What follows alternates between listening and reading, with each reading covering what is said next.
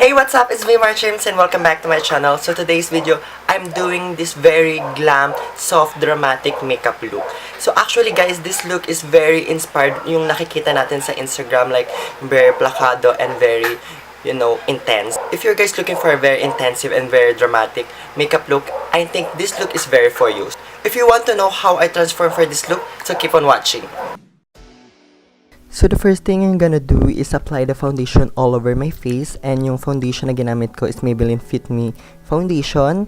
So I forgot the shades. Kung di ko man po mababanggit yung shade or any product na ginamit ko, ilalagay ko na lang po sa description box, so better na bisitahin nyo yung description box if you are interested of the product that I'm using in this look. For my concealer, I'll be using the saem tip cover concealer because this concealer gives me the perfect full coverage na kailangan ko for this look, and for blending it, gagamit lang ako ng dense brush.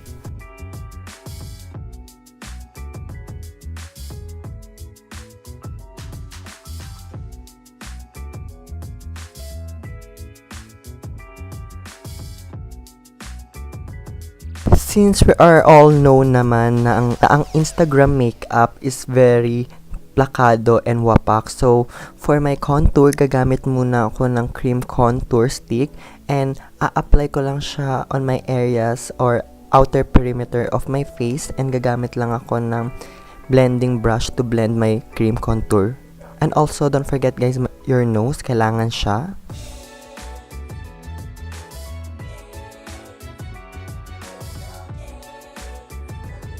To set everything on place, gagamit lang ako ng any loose powder to set my foundation and other bases na nilagay natin on my face.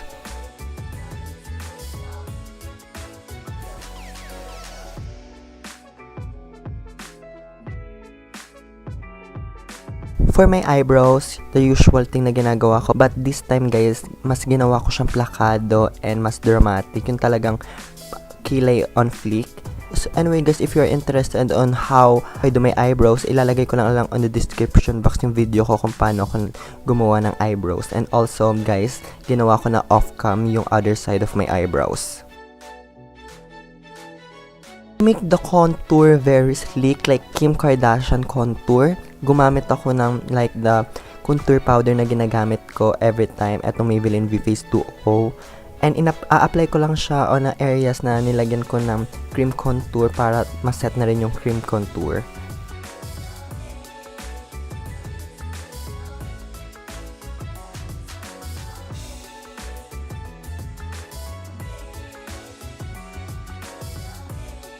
And also, para mas plakad yung contour natin, gagamitin ko tong ashy eyeshadow na ginagamit ko on my nose contour, and gagamitin ko siya this time on my cheeks para mas Kim K na talaga yung contour. And also, hindi ko pwede kalimutan yung nose contour ko kasi most of the time doon ko talaga siya ginagamit.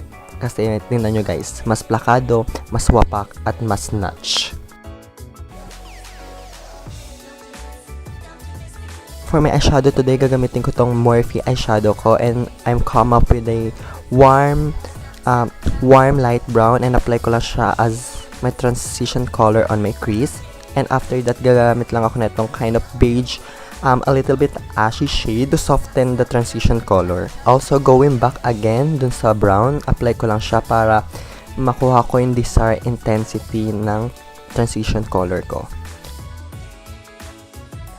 After that, sa ilalim niya, ginamit ko tong matte violet shade para magkaroon ng color, and also, it will be as my transition color, pero ginamit ko siya sa ilalim ng brown shade.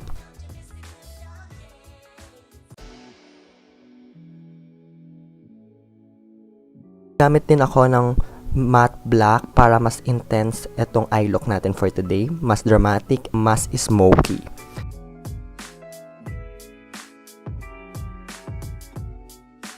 For my eyelids, gagamit ako netong Mauve Iridescent shade eyeshadow, and gagamit lang ako ng flat top brush or eyeshadow flat brush, and itatop ko lang siya all over my eyelids.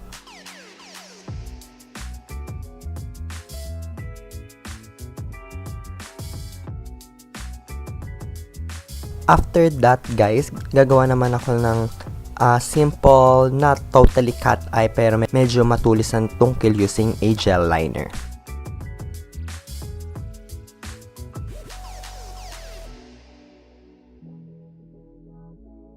And going back again to the warm brown shade, apply ko lang siya on my lower lash line.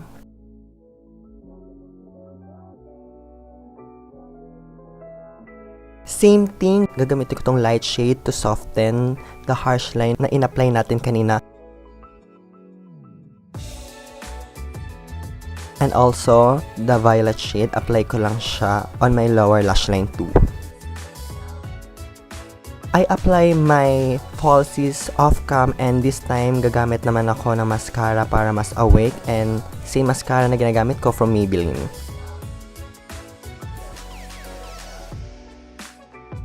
Since Instagram makeup to, ang pansin ko mostly naglalagay sila ng mga white shimmer or glitter eyeshadow on their tear ducts, also in their brow bone para mas maganda at mas intense or mas captivating yung eye look nila.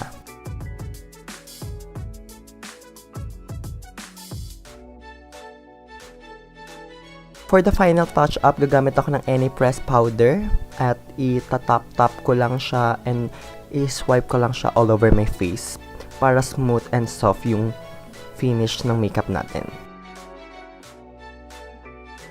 Siyempre, hindi pwede makalimutan sa isang Instagram makeup mga highlighter. So, pinag-combine ko lang yung two shade na white and gold highlighter and apply ko lang siya on my areas na lagi kong nilalagyan ng highlighter.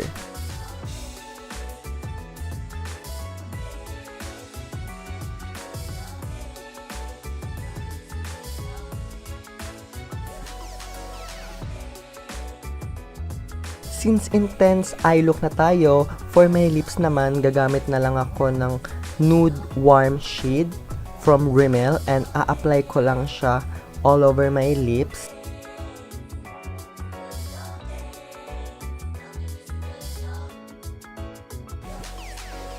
And to add a little bit extra, gagamit lang ako ng lip gloss to make my lips look kind of very shine and shimmering.